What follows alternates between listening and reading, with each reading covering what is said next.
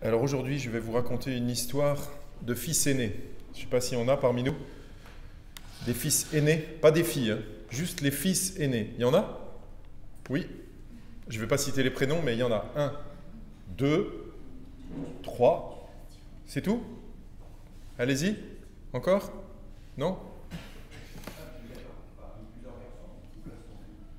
Ah, même les filles, si elles sont plus grandes que toi, plus âgées que toi, tu es quand même le fils aîné si tu es le premier garçon. Donc tu es le premier-né. Ok, fils aîné.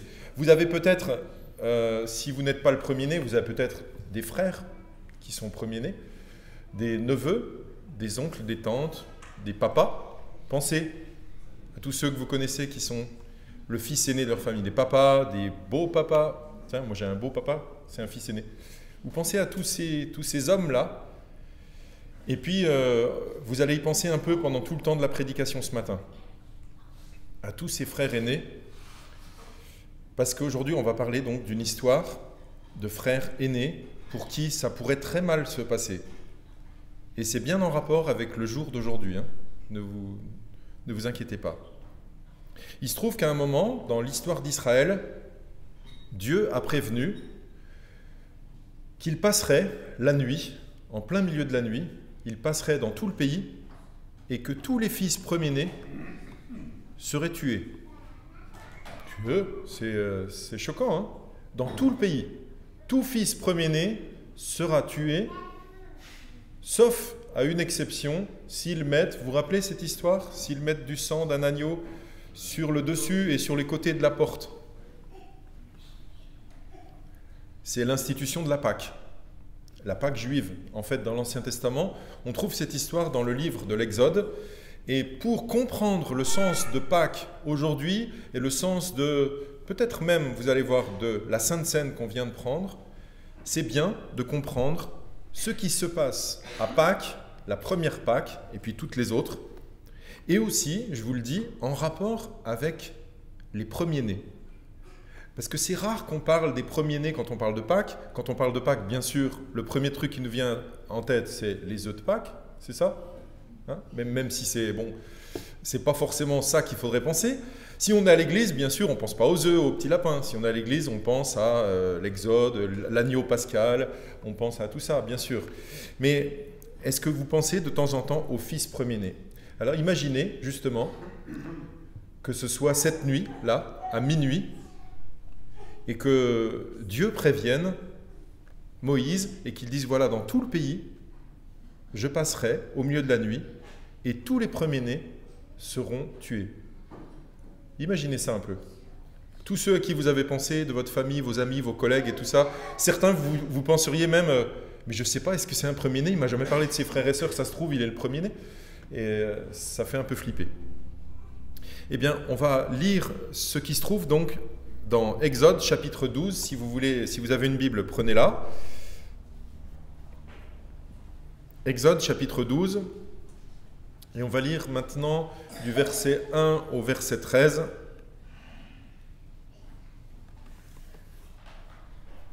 Pour préciser avant la lecture, vous vous rappelez qu'il y a eu un certain nombre de plaies qui sont arrivées en Égypte. Vous vous rappelez combien ou pas? Je donne un indice pour ceux qui suivent, d'accord? Heureusement, j'ai 10 doigts, je n'ai pas une main déformée, donc ça tombe bien, ça fait 10 plaies d'Égypte. Vous vous rappelez de la 9e ou pas? Celle qui était juste avant la 10e? Les ténèbres. C'est probable que ce soit en même temps une attaque contre Pharaon, une attaque contre sa religion, sa croyance. Je ne sais pas si vous avez déjà entendu que Pharaon était appelé le fils du dieu lumière, le fils de Ra.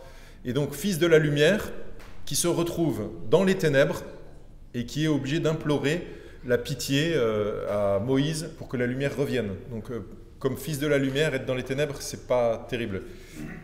Et puis la 10e plaie va arriver et cette plaie va faire encore plus mal.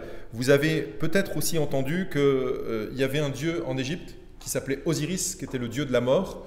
Et ce n'est pas ce dieu Osiris qui va frapper de mort les enfants de l'Égypte, mais c'est Dieu, l'Éternel, qui va les frapper. Là aussi, ça peut être comme une attaque un peu, dire, ben voilà, vous avez le Dieu de la mort, mais votre Dieu de la mort, c'est pas lui qui décide quand la vie s'arrête. Alors, on est dans Exode chapitre 12, versets 1 à 13. L'Éternel dit à Moïse et à Aaron en Égypte, « Ce mois-ci sera pour vous le premier des mois. Vous le considérerez comme le premier des mois de l'année. Transmettez ces instructions à toute l'assemblée d'Israël. Le 10e jour de ce mois, on prendra un agneau pour chaque famille, un agneau pour chaque maison. Si la maison est trop peu nombreuse pour un agneau, on le partagera avec le plus proche voisin, en fonction du nombre de personnes. Vous estimerez le nombre de personnes pour l'agneau, d'après la part que chacun peut manger. Ce sera un agneau sans défaut, mâle, âgé d'1 an. Vous pourrez prendre un agneau ou un chevreau, vous le garderez jusqu'au 14e jour de ce mois, où toute l'assemblée d'Israël le sacrifiera au coucher du soleil. On prendra de son sang, et on en mettra sur les 2 poteaux et sur le linteau de la porte des maisons où on le mangera. Cette même nuit, on mangera sa viande rôtie au feu, on la mangera avec des pains sans levain et des herbes amères. Vous ne le mangerez pas à moitié cuit et bouilli dans l'eau, au contraire, il sera rôti au feu avec la tête, les pattes et l'intérieur. Vous n'en laisserez rien pour le matin. Si toutefois il en reste quelque chose le matin, vous le brûlerez au feu. Quand vous le mangerez, vous aurez une ceinture à la taille, vos sandales aux pieds et votre bâton à la main. Vous le mangerez rapidement. C'est la Pâque de l'Éternel. Cette nuit-là, je parcourrai l'Égypte et je tuerai tous les premiers-nés du pays, hommes ou animaux. Je mettrai ainsi à exécution mes jugements contre tous les dieux de l'Égypte. Vous avez déjà remarqué ça? Contre tous les dieux de l'Égypte. Je suis l'Éternel. Pour vous, en revanche, le sang servira de signe sur les maisons où vous vous trouverez. Je verrai le sang et je passerai par-dessus vous. Il n'y aura pas de fléau qui vous détruise quand je frapperai l'Égypte. Et donc, vous entendez parfois parler, encore cette semaine aux infos, j'ai entendu parler de la fête juive. Eux, ils ne disent pas Pâques, ils disent Pessah, qui veut dire passer par-dessus. Et en fait, c'est la signification de ce mot veut dire que Dieu est passé par-dessus les maisons où il y avait des Juifs qui avaient mis du sang de l'agneau sur les portes et sur les contours des portes. Donc comme l'ange est passé par-dessus, alors on a appelé ça Pessah, qui veut dire juste passer par-dessus. Et donc c'est l'institution de la Pâque de l'Éternel. Bon, alors dans ce texte, il y a des choses qui, j'imagine, vous intéressent un petit peu moins quand on vous dit comment il faut le cuire, comment il ne faut pas le cuire, qu'il faut le manger là, il faudra le manger avant le matin, il faudra le rôtir et tout ça. Bon, peut-être ça, c'est pas forcément passionnant pour vous, mais retenez quand même une chose, c'est qu'un agneau doit être sacrifié et que son sang doit être versé. Évidemment, l'agneau et le sang, on va y revenir tout à l'heure, mais quand on voit une croix, on ne peut pas s'empêcher de penser qu'il y a une relation entre ce qui se passe là et ce qui se passera à la croix. Peut-être certains sont encore choqués de voir qu'un agneau mâle d'1 an, sans défaut, soit sacrifié pour protéger qui d'ailleurs? Le premier-né dans la maison, mais des fois dans une maison il peut en avoir plusieurs. Le père peut être le premier-né et il a un fils, c'est le premier-né, et si toutefois il y a le petit-fils qui vit dans cette même maison, il pourrait en avoir plusieurs dans la même maison. Donc tous les premiers-nés seront protégés comme ça par le sang versé d'un agneau. Une question qu'on peut se poser aussi, c'est de savoir pourquoi le premier-né de tous les Égyptiens va mourir. Vous vous êtes déjà demandé pourquoi ou pas? Pourquoi le 9e fléau, c'était les ténèbres, et puis le 10e fléau, c'est tous les fils premiers-nés, et même des animaux, je ne sais pas si vous avez entendu, même les animaux de toute l'Égypte vont mourir. Ça veut dire que quand l'ange va passer, il ne fera pas de distinguo, il va tuer tous les premiers-nés des animaux et des humains, sauf là où il y aura le sang, ça sera une marque, et c'est comme ça qu'il passera par-dessus. Pourquoi, en fait, Dieu s'attaque aux premiers-nés? Bien, c'est intéressant de voir que le premier-né dans la Bible a une importance aux yeux de Dieu, beaucoup plus que pour nous à notre époque. Dans notre époque, moi, en tout cas chez moi par exemple, on est 3 frères, j'ai jamais vraiment senti cette je sais pas, particularité. Moi je suis le deuxième, le premier, comme quoi il serait, enfin je sais pas, il aurait quelque chose de plus, il serait ceci, il serait cela. Il n'y a pas vraiment de différence, je sais pas pour vous, mais dans l'Ancien Testament, il y avait vraiment quelque chose de marquant. Vous vous rappelez peut-être certains épisodes de 2 frères et Jacob et Ésaü, et puis il y en a un qui n'est pas le premier-né, puis il vend son droit d'aînesse contre un plat de lentilles. Et pour nous, on se dit, mais comment ça, droit d'aînesse, c'est quoi en fait? On a du mal à capter, mais en fait, le droit d'aînesse, c'était quelque chose d'important. Et il se trouve que dans ce même livre de l'Exode, Dieu dit qu'Israël, dans son ensemble, est considéré comme son fils à lui et son premier-né. Vous l'avez déjà entendu ça? Israël, le peuple d'Israël, Dieu le considère comme son premier-né. On trouve ça dans Exode, chapitre 4. Je vous le lis au verset 22 et 23. C'est ce que Moïse doit dire à Pharaon. C'est Dieu qui parle à Moïse et qui lui dit d'aller le répéter. Il lui dit, « Tu annonceras au Pharaon, voici ce que dit l'Éternel. Israël est mon fils aîné. Je t'ordonne de laisser partir mon fils pour qu'il me serve. » Mon fils, Israël. Vous vous rappelez les plaies, comment elles sont arrivées? C'est que Moïse a dit à Pharaon, laisse, il y a une chanson comme ça, laisse partir mon peuple, tout ça, voilà. Je sais pas, je ne vais pas la chanter parce que j'y arriverai pas. Si on faisait un concert gospel, ça serait cool par contre, hein, pour chanter ça. Peut-être, c'est un projet en tout cas, c'est secret hein, pour l'instant. Ne le répétez à personne, mais on a une idée. Ouais. Donc, il demandait à chaque fois de laisser sortir son peuple, et Pharaon disait oui, puis après il se rétractait, il disait non, vous ne sortirez pas. Et bien là, Dieu dit à Moïse, va lui dire, voici, Israël est mon fils bien-aimé, je t'ordonne de laisser partir mon fils pour qu'il me serve. Si tu refuses de le laisser partir, je ferai mourir ton fils aîné. On est dans Exode chapitre 4. L'institution de la Pâque, c'est Exode chapitre 12.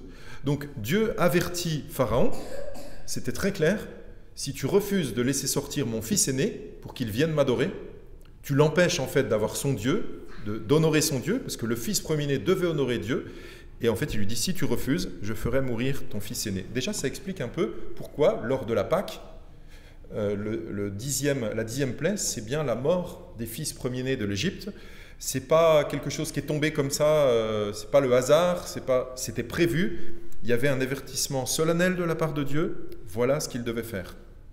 Et puis, en même temps, on peut voir aussi là, vous avez entendu parler dans l'Ancien Testament de œil pour œil, dent pour dent. Oui. Qui ne veut pas dire tu as le droit de te venger, vas-y, fais beaucoup, venge-toi. Par exemple, on t'a volé un bœuf, t'as qu'à en voler 10 pour te venger. Non, œil pour œil, dent pour dent, c'était pour donner des limites à la vengeance ou à la compensation, on va dire. On t'a volé un bœuf ou on t'a frappé, eh bien tu vas frapper, mais de manière proportionnée. C'est pas parce qu'on t'a frappé que tu vas te tuer. C'est pas proportionnel. Donc œil pour œil, dent pour dent, ça veut dire tu vas pas faire plus que ce qu'on t'a fait. Et donc, au début du livre de l'Exode, il y a la naissance de Moïse, et vous vous rappelez peut-être ce qui s'est passé quand les Égyptiens en fait commençaient à trouver qu'il y avait trop d'Hébreux. Ils pensaient qu'il y avait trop d'Hébreux, ils étaient esclaves, donc ils travaillaient pour eux, mais comme il y en avait beaucoup, ils se sont inquiétés, et ils se sont dit, quand ils vont être trop nombreux, s'ils se rebellent, ça va être dangereux pour nous. Donc ce qu'on va faire, vous vous rappelez ? On va tuer tous les enfants garçons qui naissent maintenant. À partir d'aujourd'hui, quand des enfants naissent, si c'est une fille, on la laisse vivre, pas grave, mais si c'est un garçon, ça peut se battre, ça peut aller à la guerre et tout, ça fait un soldat. Donc, on va les éliminer. Vous vous rappelez de cet épisode? Oui? Tous, on va les éliminer. Et c'était quand même l'Égypte qui a fait ça. C'est Pharaon qui a décidé ça. Donc, qui a commencé à vouloir tuer les enfants des autres? c'est pas le peuple d'Israël qui a voulu tuer l'Égypte. C'est l'Égypte qui a voulu écraser, humilier, déjà qu'ils étaient esclaves, les pauvres Hébreux, mais ils ont voulu les écraser, les humilier et tuer leurs enfants. Tous les enfants, garçons, devaient mourir. Et vous vous rappelez ce qui s'est passé peut-être, les sages-femmes, quand elles ont été interrogées par les Égyptiens, elles ont dit, mais nous on ne peut pas les tuer, parce que quand on arrive, les femmes hébreux, elles sont plus fortes que les égyptiennes, elles ont déjà accouché, donc les garçons, quand il y en a, on ne les voit pas. Donc on arrive trop tard. Et c'est comme ça que Moïse a été protégé. Vous vous rappelez qu'il est né, il était posé sur un petit truc en, je sais pas, en quoi là, comme une petite arche. Et puis la fille de Pharaon l'a trouvé. C'est comme ça qu'il a été élevé chez Pharaon. Mais donc, les enfants déjà premiers-nés d'Israël devaient être éliminés. Il y en a sans doute qui l'ont été, je ne sais pas, mais en tout cas, c'était une intention de Pharaon de tuer tous les premiers-nés, et même pas que les premiers-nés, tous les garçons. Donc quand on lit dans Exode 12 que Dieu met sa menace à exécution, tu n'as pas voulu laisser sortir mon fils premier-né, alors je vais m'attaquer à ton fils premier-né, à toi Pharaon, c'est une juste rétribution, déjà, et puis en même temps, il était prévenu, il n'avait qu'à laisser partir le peuple et ça ne se serait pas produit. C'est une conséquence de son endurcissement. Alors, pendant cet épisode douloureux, on peut remarquer une chose, c'est que si les enfants des Hébreux, si les Hébreux avaient refusé de mettre du sang sur les bords de la porte, eh bien l'ange serait passé. C'est étonnant aussi, en fait, que l'ange passe et que juste là, quand il y a... Ben voilà pourquoi c'est pas si étonnant que ça, c'est ce que Dieu a dit, quoi. Il rentre pas, il ne fait rien. Dans ce même livre de l'Exode, on trouve aussi autre chose par rapport au premier-né. C'est un peu après, donc on était au chapitre 12 de l'Exode, on était dans l'institution de la Pâque, et ensuite il est dit quelque chose d'autre. Exode 13, au verset 11. Donc, ce qui s'est passé suite à cette nuit, c'est que tous les Hébreux ont pu s'enfuir parce que les Égyptiens, voyant ce qui s'est passé réellement, au plein milieu de la nuit, les enfants des Égyptiens, les premiers-nés des Égyptiens sont tous morts, y compris le fils de Pharaon. Il est même dit le fils de l'esclave, le fils même, c'est précisé, de celui qui est en prison, le fils premier-né de celui qui est en prison. Tous sont morts. Et là, tous les Égyptiens ont demandé à Pharaon, laisse-les partir, ça suffit. Et donc, ils ont pu partir. Et un peu plus loin, dans Exode chapitre 13, voici ce qu'il est dit. Verset 11. « Quand l'Éternel t'aura fait entrer dans le pays des Cananéens, comme il l'a juré à toi et à tes ancêtres, et qu'il te l'aura donné, tu consacreras tout premier-né à l'Éternel, même tout premier-né des animaux que tu auras, les mâles appartiennent à l'Éternel. Tu rachèteras avec un agneau tout premier-né de l'âne. Si tu ne le rachètes pas, tu lui briseras la nuque. Tu rachèteras aussi tout premier-né de tes fils. » Ce qui veut dire que, après cet épisode de la Pâque, où les premiers-nés des Égyptiens sont morts, Dieu dit à son peuple, voilà ce que vous ferez. Tous les premiers-nés, vous devrez les racheter. C'est-à-dire payer quelque chose. Mais on va voir ça un peu plus tard. Et alors, évidemment, les enfants vont demander pourquoi on fait ça, puisqu'ils n'ont pas vu ce qui s'est passé en Égypte, bien plus tard. Et donc on lit au verset 14, « Et lorsque ton fils te demandera un jour, que signifie cela ? Tu lui répondras, « Par sa main puissante, l'Éternel nous a fait sortir d'Égypte, de la maison d'esclavage, et comme le Pharaon s'obstinait à ne pas nous laisser partir, l'Éternel a fait mourir tous les premiers-nés en Égypte, depuis les premiers-nés des hommes jusqu'aux premiers-nés des animaux. Voilà pourquoi j'offre en sacrifice à l'Éternel tout premier-né des mâles, et rachète tout premier-né de mes fils. Ce sera comme un signe sur ta main et comme une marque entre tes yeux, qui rappellera que l'Éternel nous a fait sortir d'Égypte par sa main puissante. »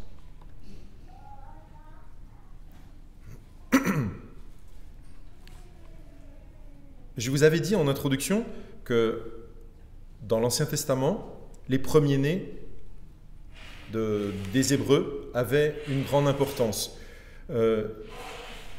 On a vu Jacob, Ésaü, vous vous rappelez peut-être Abraham par exemple, chapitre 22 de la Genèse, Abraham à qui Dieu dit « Offre-moi ton fils premier-né ». Vous vous rappelez?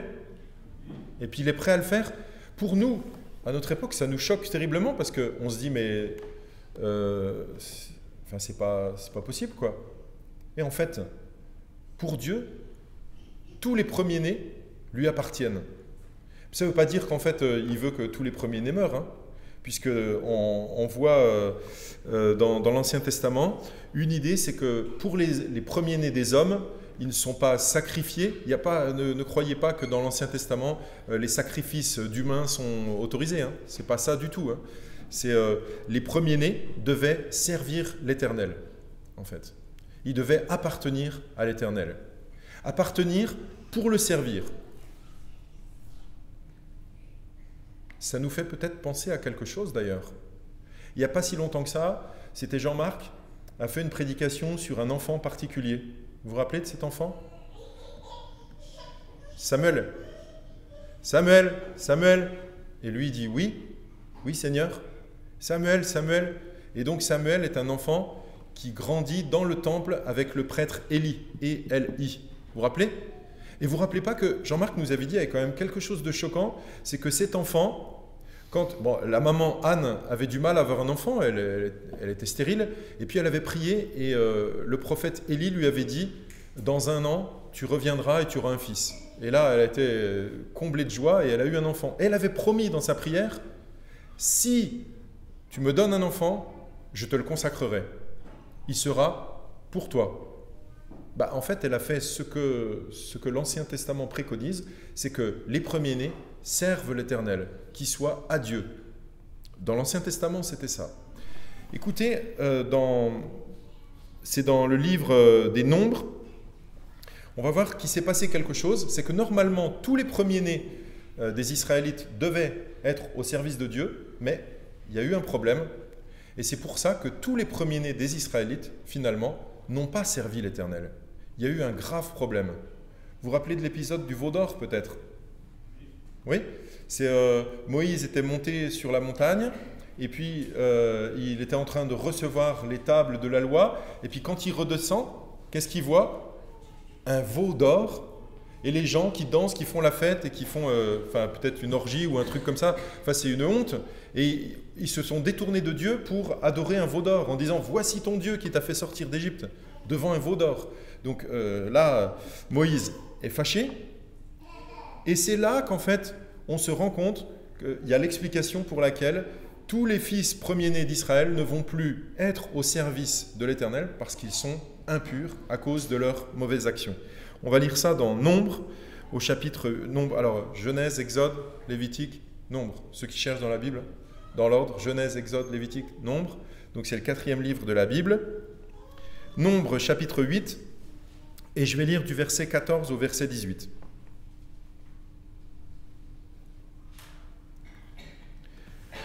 Tu sépareras ainsi les Lévites des autres Israélites, et les Lévites m'appartiendront. Après cela, les Lévites viendront faire le service dans la tente de la rencontre.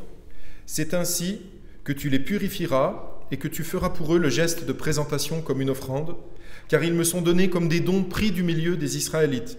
Je les ai pris pour moi, à la place de tous les premiers-nés des Israélites. Vous aviez déjà remarqué ça? Je les ai pris pour moi, les Lévites. Donc les Lévites, c'est les descendants de Lévi. Je les ai pris pour moi, à la place de tous les premiers-nés des Israélites. En effet, tout premier-né des Israélites m'appartient, aussi bien des hommes que des animaux. Et l'explication est donnée là. Le jour où j'ai frappé tous les premiers-nés en Égypte, je me les suis consacrés. Et j'ai pris les Lévites à la place de tous les premiers-nés des Israélites. Alors, toute cette explication pour montrer pourquoi, à Pâques, c'est important aussi de parler de ces premiers-nés, je trouve. Parce que tous ces premiers-nés, en fait, auraient dû mourir. S'il n'y avait pas eu la protection avec le sang de l'agneau, les premiers-nés des Israélites aussi seraient morts. Mais Dieu les a rachetés, en fait, par le sang de l'agneau. Il a racheté ceux-là. Mais en fait, pensez aussi à autre chose. Imaginez-vous maintenant, quelques instants, on est, il y a, je sais pas, 3500 ans, je crois. Imaginez, on est ce jour-là, où on nous annonce, cette nuit, l'Éternel passera.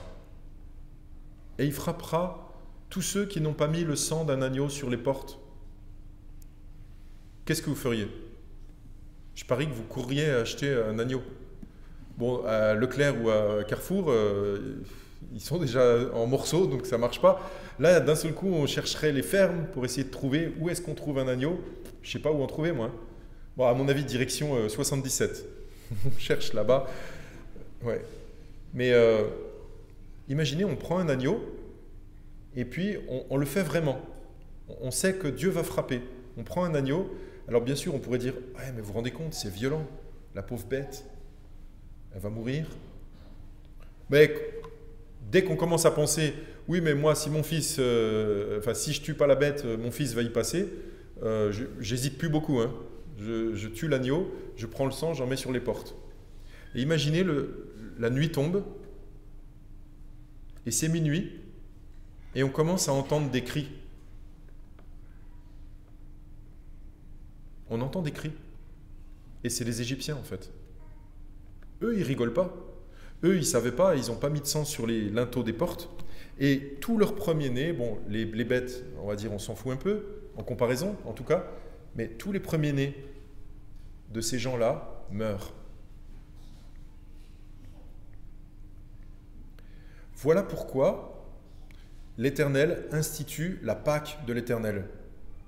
Pour montrer à tout le peuple d'Israël, rappelez-vous comment je vous ai délivré. Rappelez-vous comment je vous ai racheté. Je vous ai réellement racheté de quelque chose d'horrible qui aurait pu vous arriver. Donc quand vous célébrerez la Pâque, il a donné beaucoup d'informations à son peuple pour dire chaque fois que vous ferez ça, tous les ans, vous célébrerez la Pâque.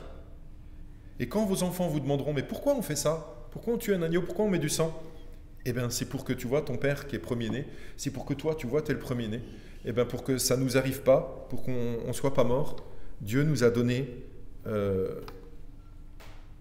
nous a permis de tuer un agneau à notre place, en fait. Et même en même temps, j'oserais dire, à notre place aussi, il y a des Égyptiens, en fait. Le premier-né, c'était qui dans l'Ancien Testament? C'était Israël, c'est Dieu qui l'a dit. Mon fils premier-né, on ne le touche pas. Voilà ce que Dieu a dit cette nuit de Pâques. Vous ne toucherez pas à mon fils premier-né. Et les Égyptiens ont été frappés. Dans le Nouveau Testament, il y a comme une espèce de renversement des choses, puisque dans l'Exode, il est dit qu'on ne touche pas à mon premier-né. Pour que le premier-né ne meure pas, c'est un agneau qui meurt à la place. L'agneau est sacrifié et le fils premier-né, c'est-à-dire le peuple d'Israël, ne meurt pas. Dans le Nouveau Testament, regardez la croix. Qu'est-ce qui se passe? C'est un homme, Dieu, 100% homme, 100% Dieu, Jésus. Vous vous rappelez quand il est arrivé pour la première fois vers Jean-Baptiste qui était en train de baptiser vers le Jourdain? Jean-Baptiste s'est écrié « Voici l'agneau de Dieu qui ôte le péché du monde ». Qui est le Fils de Dieu, si ce n'est Jésus? Qui est celui qui est je ne sais pas, en anglais ils disent « the beloved son », le Fils bien-aimé? Je pense à ça parce que je l'ai lu il n'y a pas longtemps comme ça. Et qui est celui qui a toute l'affection du Père? C'est Jésus. Et au lieu de protéger Jésus, là il va se passer quelque chose de très étonnant, c'est que Dieu va frapper Jésus à la croix. Celui qui est le Fils bien-aimé maintenant se fait frapper, humilier, insulter, et Dieu le Père ne fait rien. Il le laisse là, mourir sur la croix. Et l'agneau, qui était frappé pour remplacer le premier-né et le peuple d'Israël, eh bien là maintenant il y a comme un renversement. C'est le premier-né lui-même qui offre sa vie pour mourir à notre place. Et donc, nous, quand c'est le jour de Pâques, je ne sais pas si vous avez vu, mais on ne sacrifie pas d'agneau pour se rappeler que Jésus est mort.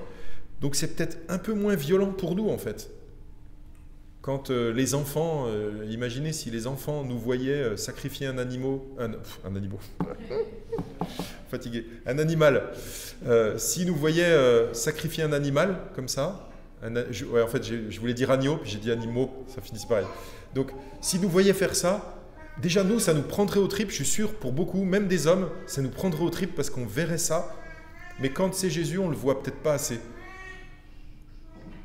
Alors je vous propose de relire, en pensant à tout cela, en pensant à ces premiers-nés, en pensant à ce sang versé, relire le moment où Jésus institue la scène. Et en pensant, voilà l'invitation de Jésus. Il invite chacun, homme, femme, qui que nous soyons, il nous invite à croire en lui simplement. Croire en lui, ça équivaut à, dans Exode 12, prendre le sang de l'agneau et le mettre sur les linteaux de la porte. Aujourd'hui, comme on ne va pas sacrifier d'agneau pour Pâques, il suffit de croire à l'agneau qui est venu pour ôter le péché du monde, qui a été sacrifié une fois pour toutes, et en croyant en lui, alors c'est comme si on avait ce sang sur les linteaux de la porte. Marc chapitre 14, versets 22 à 25. Pendant qu'il mangeait, Jésus prit du pain et après avoir prononcé la prière de bénédiction, il le rompit et leur donna en disant « Prenez, mangez, ceci est mon corps. » Vous voyez la différence avec l'agneau ? Quand le père de famille prenait l'agneau, il disait « Regardez, je sacrifie l'agneau. » Mais là, Jésus, il dit « C'est moi, en fait. Je prenais ce pain et c'est moi, en fait, qui meurs. C'est moi qui serai brisé. » Il prit ensuite une coupe et après avoir remercié Dieu, il la leur donna et ils en burent tous. Peut-être que sur le coup, il y en a qui comprenaient déjà à comprendre, peut-être pas tous.